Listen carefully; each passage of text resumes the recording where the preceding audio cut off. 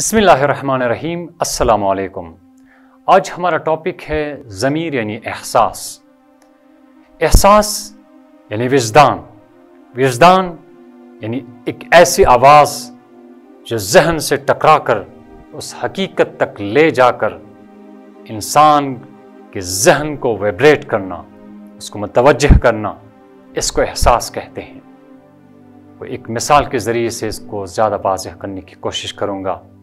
ہر ملک میں ایک سفیر ہوتا ہے اور اس سفیر کا کام ہوتا ہے کہ اپنے ملک کے خلاف جو سازشیں ہونے جا رہی ہو اس پر احتجاج کرنا اور اس ملک کو احساس دلانا کہ آپ ہمارے ملک کے خلاف جو سازشیں کر رہے ہیں اس سے باز آ جائیں۔ لیکن اگر بار بار متوجہ کرنے سے کام نہ بن جائے تو پھر وہ سفیر کو اپنے ملک واپس بلا لیتا ہے۔ بالکل خوب بہو یہی احساس، یہی ضمیر، جس کو ہم ضمیر یا احساس کہے یا اس کو سفیر کہے، خداوند عالم کی طرف سے یہ احساس، یہ ضمیر، یہ سفیر جو ہمارے عقلوں کو رہنمائی دیتا ہے۔ جب ہم بار بار گناہ کرتے ہیں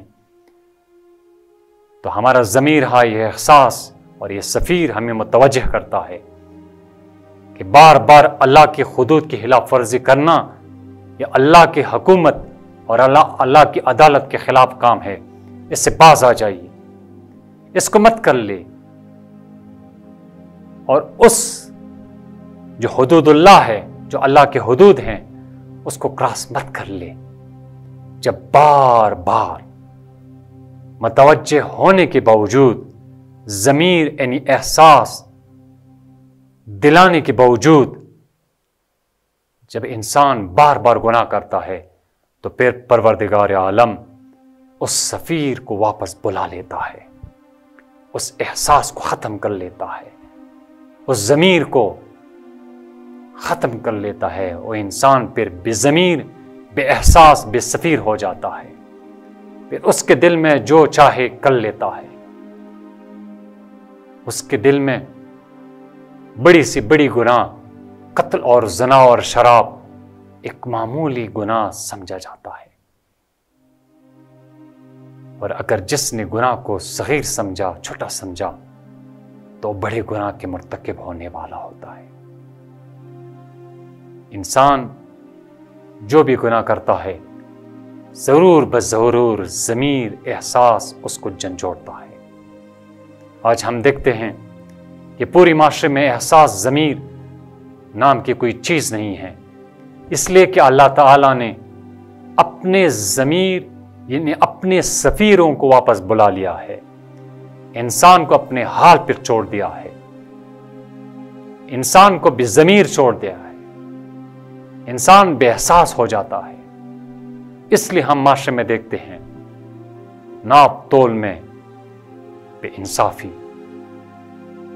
شادیوں میں بے انصافی، نکاح میں بے انصافی، جس جگہ آپ دیکھ لیں، چھوٹے کام سے لے کر بڑے کام تک، ہر قدم پہ انسان کو بے ضمیر، بے احساس اور بے ربط لوگوں سے واسطہ پڑتا ہے، اس لیے کہ اللہ تعالیٰ نے اپنے ضمیر کو، اپنے سفیر کو واپس بلا لیا ہے۔ کربلا میں یہی بے ضمیر لوگ، یہی بے سفیر لوگ، یہی بے احساس لوگ رسول کے نواسے پر، امام حسین علیہ السلام کے خانوادے پر 7 محرم سے پانی بند کر کے ان کو یہ احساس بھی نہ رہا کہ چھوٹے چھوٹے بچے پیاس سے تڑپ رہے ہیں، کیوں کربلا برپا ہوئی؟ اس لیے کہ اللہ نے ان کے ضمیروں کو بے ضمیر کر دیا تھا۔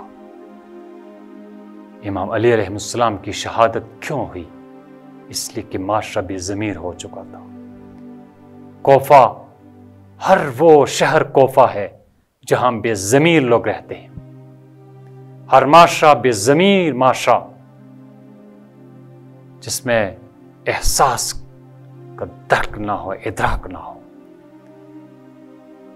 ہمارے معاشرے، ہمارے ادوار، ہمارے دور اور ہمارے زمانے وہی زمانے ہیں جو ائمہ کے دور کے زمانے تھے، لیکن ہمیں دو قسم کے لوگ ملتے ہیں، ایک احساس تر یعنی جو احساس رکھتے ہیں وہ لوگ، اور دوسرا جو بے احساس ہے، بے ضمیر ہے وہ لوگ۔ تو دونوں میں واضح فرق ضمیر اور بے ضمیر لوگوں کا ہے۔ حسینیت اور یزیدیت یہی پہچان ہے، حسینیت یعنی ضمیر والے لوگ، یزیدیت یعنی بے ضمیر لوگ۔ میں امید کرتا ہوں کہ یہ ویڈیو آپ لوگوں کو پسند آئی ہوگی۔ اگر پسند آئی ہو تو اس ویڈیو کو لائک، شیئر اور سبسکرائب کیجیے۔ السلام علیکم ورحمۃ اللہ وبرکاتہ۔